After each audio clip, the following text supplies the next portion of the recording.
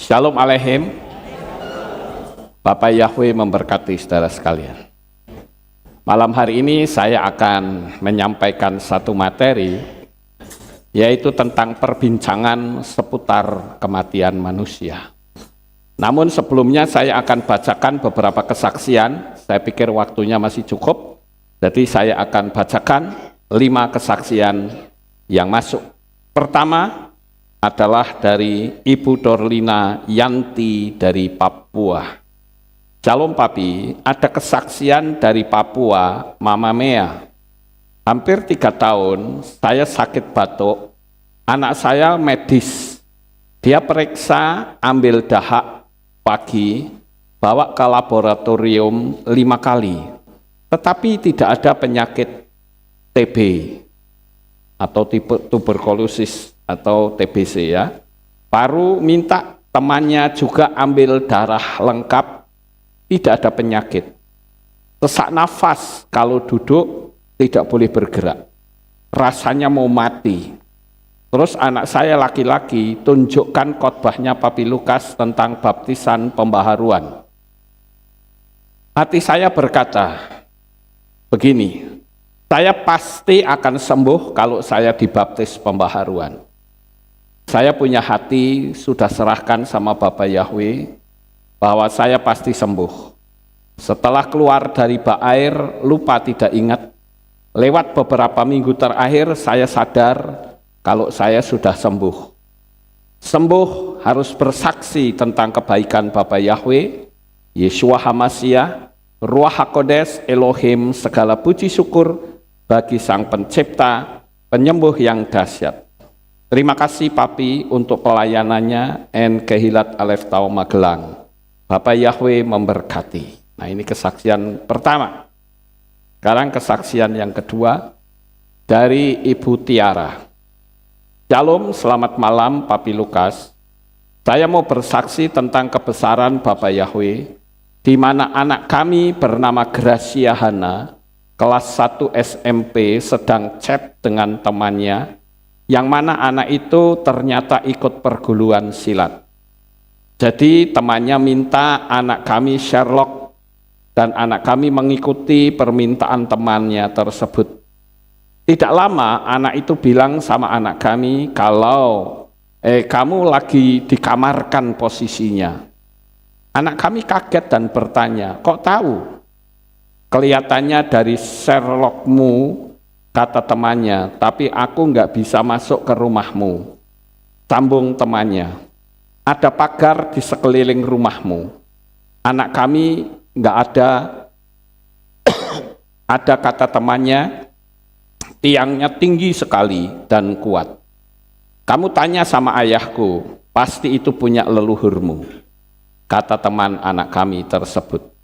Anak kami mendatangi saya dan bercerita kepada kami, kedua ayahnya. Kami menjawab semata-mata perlindungan dan pagar dari Bapak Yahweh di dalam Adonai Yeshua HaMashiach. Tidak ada yang lain. Saya dan suami sangat terharu dan berterima kasih kepada Bapak Yahweh di dalam Adonai Yeshua HaMashiach. Segala kemurahannya atas kami manusia yang berdosa ini. Ternyata Bapak Yahweh benar-benar menjaga anak-anak yang percaya dan memanggil namanya, yaitu Bapak Yahweh di dalam Adonai Yeshua HaMashiach. Sekian kesaksian saya, semoga memberkati. Shalom dan terima kasih.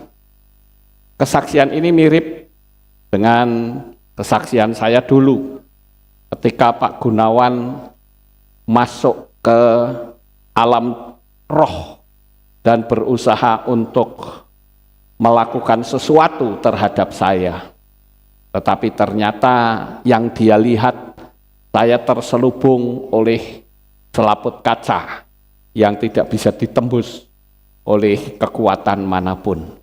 Sehingga akhirnya bertobat, dan sekarang dia beribadah di tempat ini sampai hari ini dengan setia. Sekalipun dulu saya ada di Kehilat Lama, dengan berbagai macam gonjang-ganjing tentang nama Yahweh, tentang Yeshua, tentang 7 hari raya, tapi dia tetap teguh, sampai hari ini dia tetap setia. Ya Bapak Ibu, jadi percayalah Makanya saya katakan kalau saudara mau tidur, berdoa dulu supaya saudara ada perlindungan di alam roh. Ya, ini kesaksian yang kedua. Sekarang kesaksian yang ketiga, kesaksian Elisa. Ini ada kesaksian Papi. Tanggal 19 Agustus 2024 kemarin, istri saya mau melahirkan dan saya coba mempraktekkan hukum Loa, tapi tanpa ditulis Papi, hanya perkataan di mulut, yaitu Bapak Yahweh. Saya mengucap syukur karena anak saya sudah lahir dan sehat hari ini. Saya ucapkan sebanyak 3 kali tanpa ragu dan mencoba berpikir positif karena BPJS saya sudah hampir setahun tidak aktif, tapi ternyata diaktifkan oleh Bapak Yahweh. Mujizat luar biasa, anak saya yang keempat lahir tanggal 20 jam 6.22 pagi dengan sehat, mulus, tanpa kekurangan apapun. Waktu sementara perawatan pasca melahirkan, ternyata istri saya mau ditransfusi darah karena HB turun, tapi kami tolak transfusi dan dengan yakin Bapak Yahweh pasti tambahkan HB istri saya, dan puji Bapak Yahweh tidak jadi ditransfusi darah dan istri saya semakin tambah kuat dan sehat dan bisa pulang tanggal 21 siang hari. Waktu mau pulang, rumah sakit kami hanya punya motor lama merek Karisma dan tidak punya uang sama sekali di kantong maupun ATM untuk naik mobil.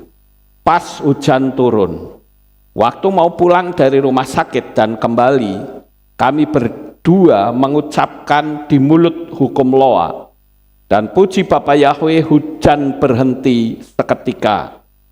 Kami tidak menunggu untuk keluar dari rumah sakit sampai kami tiba di rumah dengan selamat.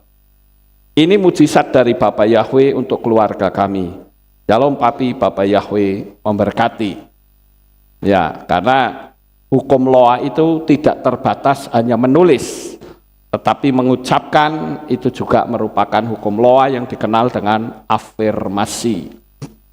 Ada lagi yang namanya surat masa depan, itu juga ada. Semua sudah saya ajarkan. Oke, itu kesaksian yang ketiga. Sekarang kesaksian yang keempat dari Farah, Malaysia. Shalom Papi, saya mau buat kesaksian tentang pekerjaan baru saya. Saya sekarang bekerja di kedai emas. Waktu saya masuk, semua staf heran sebab saya tidak pakai hijab. Staf sini kata, first time bos terima staf non-muslim. Wow, jadi ini satu-satunya bos menerima orang non-muslim. Padahal IC saya muslim, perjanjian mereka.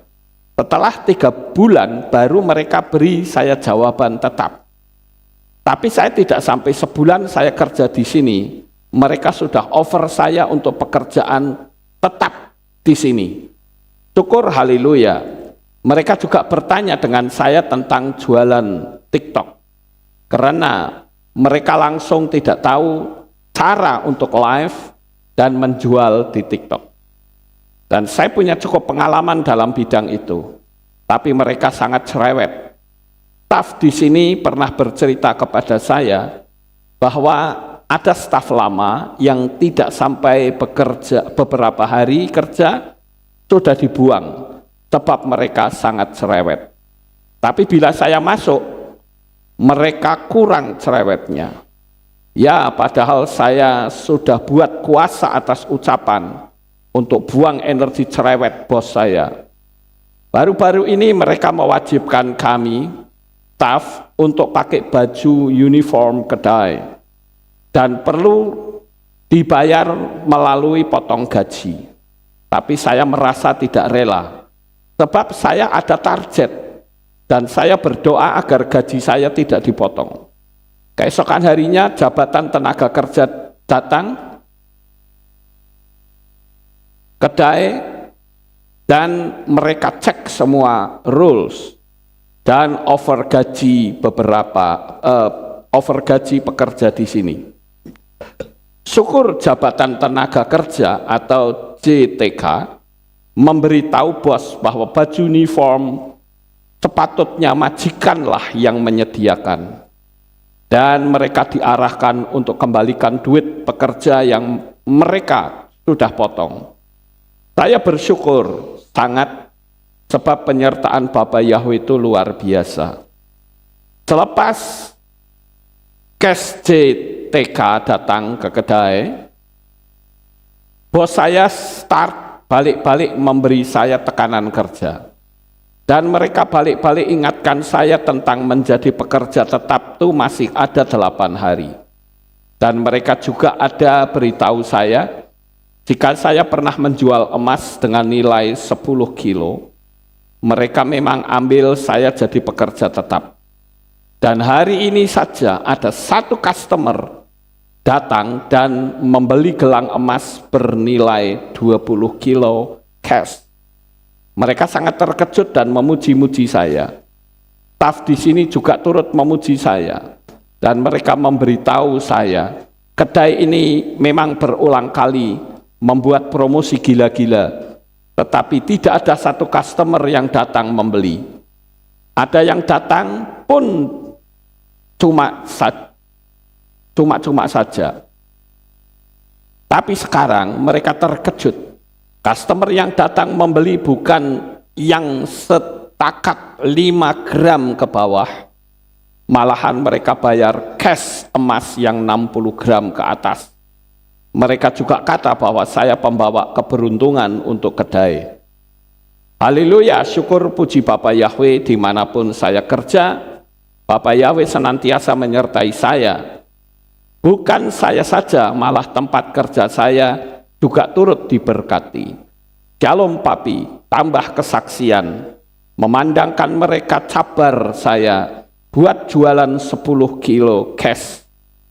Hari ini sudah saya buktikan bukan sekarat 10 kilo, tapi jus baru yang datang tadi dia borong 1 tray emas dalam berat 300 gram.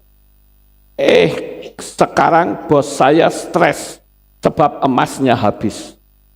Makanya jangan dicabar anak Bapak Yahweh. Nah, itulah kesaksian yang keempat. Sekarang kesaksian yang kelima. Kesaksian ini datangnya dari Dela, Malang. Saya jemaat dari KPI Yahweh Nisi, Malang. Bolehkah saya secara pribadi minta bantuan dan bersaksi?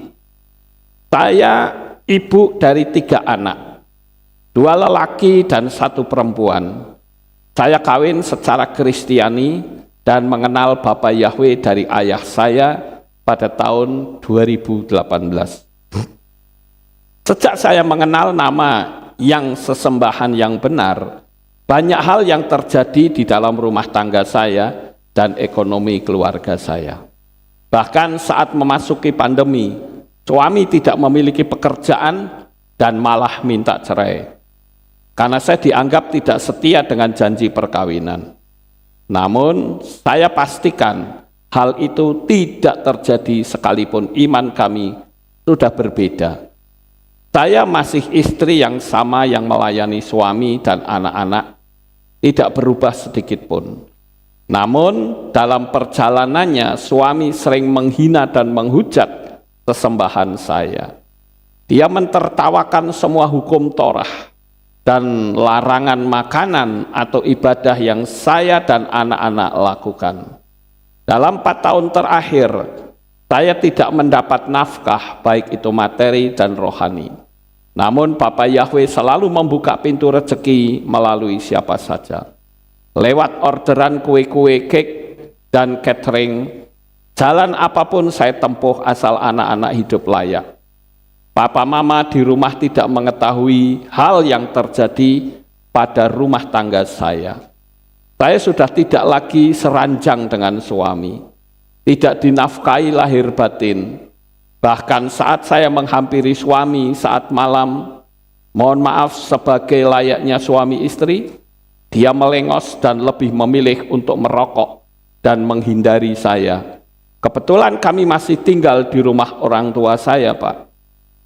Orang tua dan anak-anak tidak tahu kelakuan suami dan rahasia yang saya jaga selama ini. Suami saya, mohon maaf, karena bekas pemakai obat-obatan di saat saya ajak berdiskusi untuk masalah keluarga, pelariannya selalu kembali menggunakan obat-obatan. Akhirnya pulang dalam keadaan yang fly dan kumat. Menggiring ke kamar atas dan menutup kamar, selalu berjaga supaya orang tua dan anak-anak tidak masuk kamar atas. Karena bila dia kumat atau fly, euforianya adalah nyanyi, bersiul-siul, bertepuk tangan, ngerancu nggak jelas, menghentakkan kakinya seperti berbaris, dan menepuk-nepuk dadanya. Bahkan terkadang bisa tidak berpakaian. Pernah beberapa kali kumat saat menjemput anak kami, dan 3 jam tidak pulang, tidak ada kabar. Ternyata dia sudah terkapar di jalan, dan anak saya tidak ada pengawal, dan sama sekali tidak dijaga. Bapak Yahweh sungguh baik mengirimkan seseorang ibu untuk menelpon melalui HP suami, dan ngabari bahwa suami terkapar di jalan, dan anak saya sudah ada dalam penjagaan ibu tersebut. Saat itu anak saya masih umur 5 tahun. Dunia seperti terbalik saat mengetahui keselamatan anak dipertaruhkan. Beberapa kali kendaraan ditinggalkan dalam keadaan tidak terkunci, dan STNK juga tertancap di lubang kunci, ditinggalkan di jalanan. Sampai saya menyusuri kota Malang. Lagi Bapak Yahweh sungguh baik, kendaraan selalu kembali dalam keadaan baik. Keesokan harinya sampai puncaknya akhir tahun 2023, saya didatangi debt collector dari sisi Mandiri, dan ternyata suami menunggak sebesar 29 juta. Alamat penagihan ditujukan kepada orang tua saya. Masih belum cukup. 2 hari kemudian saya diberi surat tunggaan sekolah anak-anak di SD sebesar 15 juta dan di TK hampir 5 juta. Saya memutuskan untuk berpisah karena anak-anak ternyata selama ini juga menyaksikan papahnya menyuntik diri sendiri dan teman-temannya. Ternyata beberapa kali diajak mengambil obat saat menjemput anak-anak. Sekarang saya sedang menjalankan proses sidang pengadilan negeri. Proses mediasi gagal karena 1 kali lagi sidang keputusannya. Hangus selama proses, banyak hal di luar nalar terjadi. Saya dan orang tua harus mengalami peperangan dengan kuasa-kuasa yang tidak jelas yang ada di udara. Banyak hal magis yang terjadi. Bahkan saya mengalami penyerangan secara fisik, seperti gigitan di beberapa bagian tubuh terpantau. Siapa yang berbuat? Mengingat Papi Lukas pernah berkata dalam khotbah, saat ada yang mengirim kuasa gelap seperti santet atau tenung, maka kita harus mematahkan dalam darah Yeshua HaMashiach dan mengembalikan kepada pengirimnya dan pemiliknya. Maka hal itu saya lakukan juga. Tidak lama dia mengalami sakit keras dan kesehatannya menurun sampai saat ini. Saya ingin bersaksi bahwa selama saya menjalani hidup dalam Bapa Yahweh memang tidak mudah, tapi perlindungan Bapa Yahweh nyata terhadap saya dan anak-anak. Saya bersyukur anak-anak bisa bertahan dalam situasi berat, melihat ayahnya yang berkelakuan seperti itu. Saya juga bersaksi bahwa kuasa darah Yesua benar-benar luar biasa dalam memerangi kuasa jahat di udara. Saya juga bersyukur bahwa sekarang saya diberi kesempatan menempuh S2 Magister Manajemen dan sudah minta untuk menjadi dosen menggantikan dosen saya saat pensiun. Luar biasa, Bapak Yahweh merancangkan hidup sukses dan sejahtera bagi saya dan anak-anak. Begitu Pak Lukas, kesaksian saya. Terima kasih, Bapak Yahweh memberkati. Nah, itulah kesaksiannya Bapak Ibu.